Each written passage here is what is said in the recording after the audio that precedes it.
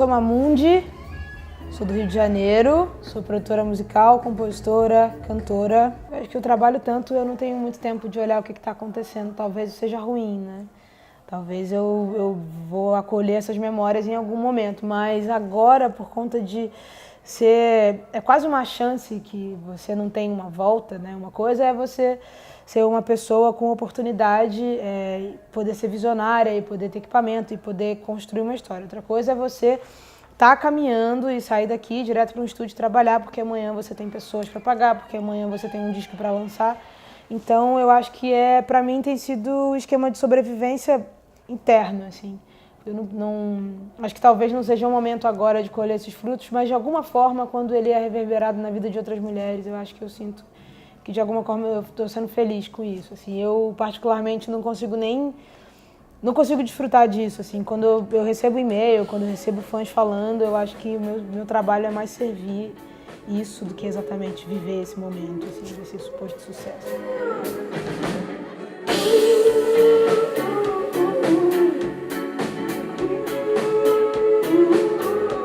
Eu comecei independente, né, e fui para a plataforma da Skol, que foi uma aposta de uma marca de cerveja apostar na música, com produtores que já estavam trabalhando nesse circuito há muitos anos, mas de alguma forma foi um incentivo para eu entender novos relacionamentos. Musicalmente não fez muita diferença, dado que eu estava produzindo meu disco, mas eu acho que me fez entender o porquê que as pessoas comentam tanto que esse cenário é tão difícil. Assim, eu acho que ele é mais masculinizado do que masculino, de alguma forma. Essa minha mudança para a Universal foi justamente para ter um segundo passo de relacionamento com uma indústria que eu vi a vida inteira pela televisão.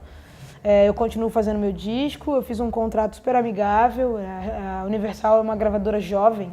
Enfim, você está lá, você é uma artista, as pessoas vão tentar produzir você de alguma forma para que você se projete e dê algum retorno, mas eu acho que é um trabalho que é mais consciente para ser uma artista de rádio, tocar em plataforma. Entender essa condição do mercado, né? A gente está sempre de fora e como é que são as negociações, como é que as gravadoras entendem melhor essa coisa de lançar uma música agora, elas têm uma abrangência de cidade que a gente não consegue fazer. O circuito Rio-São Paulo ele é muito maneiro, se você quer ser um artista cool, descolado, mas se você quer se comunicar com o Brasil, você tem que passar, como o Ed Mota, meu amigo, disse uma vez, ele falou, nos anos 90 e nos anos 2000, a gente tinha que dar boa noite em mais de 1000 rádios do Brasil, que são rádios que a gente não tem um alcance. Mesmo que eu acho muito maneirinho ser uma mulher descolada do Sudeste, mas o Brasil é muito grande. Acho que a minha maior expectativa de ir para uma gravadora é me comunicar com as pessoas, e não exatamente ser uma artista de sucesso. Desacreditar no mar e ver você. Foi um processo muito solitário, e isso passa muito também por ter uma oportunidade. E eu quis ser um produto que ele fosse mundial, por isso que é Mamundi. A referência de som é de todos os lugares. Ele passa por world music, passa por anos 80, ele passa por Brasil, composição do Brasil, enfim. Foi uma pesquisa, né?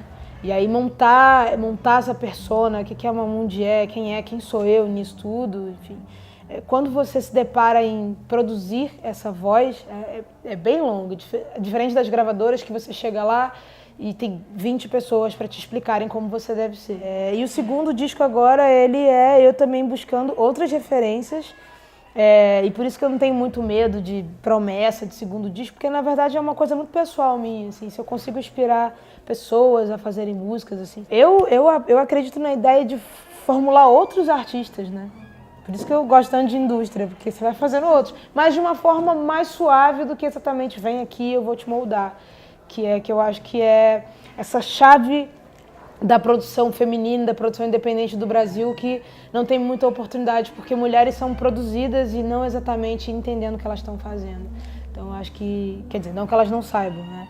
Mas tem uma forma ali em que a gente tem que se gesticular e tal, mas que acho que a nossa geração e outras mulheres, tipo a Cel, a Tulipa e outras mulheres, a Elza, já estavam quebrando esse circuito de alguma forma e a gente está aí fazendo esse caminho. Esse é o calor do amor.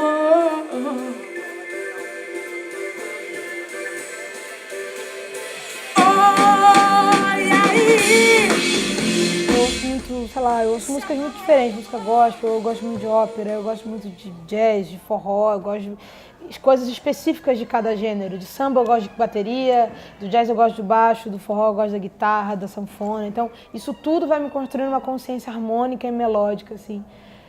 Eu não saberia dizer uma referência, assim. Acho que a minha maior referência para compor são as pessoas, o relacionamento que eu tenho com as pessoas que me fazem criar histórias visuais, assim. Apesar de saber que tem uma árvore dentro desse negócio. Olha, eu acho a Marina muito foda, eu acho ela incrível. Inclusive, eu fui ouvir Marina de fato quando me falaram que a minha voz parecia com ela. E eu entendi o processo. Marina foi uma mulher muito desbravadora no sentido de ser uma mulher de encarar um show com uma guitarra, de tocar, de fazer arranjos, enfim. E ter essa palavra. Então, quando as pessoas me comparam a Marina Lima, eu acho que é do caralho. Eu acho incrível, porque justamente por ser uma mulher dos anos 80, que bancava as capas do disco, que fazia tudo numa indústria que estava completamente americanizada, reflexo da música que estava rolando no mundo, a Marina conseguia, com o Antônio Cícero, traduzir isso de uma forma muito maravilhosa para o Brasil. Então eu acho que é uma ótima referência. No começo eu não entendia, porque eu falei, mas eu não ouço Marina Lima. E eu entendi que o jornalista brasileiro e o brasileiro, a referência para ele se comunicar é meio essa, né? E aí quando você entende a história da situação, fala, então eu sou Marina Lima também. Acho que é isso. Quase sempre nos demos conta, só depois. É um desafio muito grande todos os dias, assim, sei lá, desde criança, desde pequena, assim. E aí, cada vez mais entendendo o que é ser uma mulher negra do Brasil e não exatamente o que é ser uma mulher no Brasil, que é completamente diferente, até o nosso padrão de identidade é outro. Mas isso também é reflexo de um país completamente desorientado em relação a isso, assim. Diferente das mulheres da África, das mulheres de Angola, que têm uma completa compreensão de si, a ponto de não quererem ser outras pessoas, sabe? Então eu acho que por muito tempo a indústria, as coisas foram fazendo a gente se olhar de uma forma diferente, assim. Então acho que todo mundo, eu inclusive, ao longo da minha adolescência, quis ser uma menina da MTV. É a comunicação que se tem. Hoje, aos 31 anos, eu falo, nossa, se toda menina negra, mulher, soubesse o valor que ela tem desde cedo, a gente teria uma potência gigante. E é difícil se reconhecer como mulher negra. Inclusive, tem a Dalet Giovanna, que se suicidou com 20 anos no Amapá. Isso, para mim, foi muito bizarro, porque talvez quando você começa a se revelar como essa pessoa e você entende os conflitos de ser uma mulher negra. Uma coisa é você ser militante no Facebook, quando você vai pra rua, quando você entende como as pessoas te olham, que você ganha menos, a oportunidade que você tem, enfim, todas essas questões, né? Eu me sinto completamente vulnerável nesse mundo e é muito engraçado, mesmo sendo uma referência, no meu dia a dia eu lido com essas situações.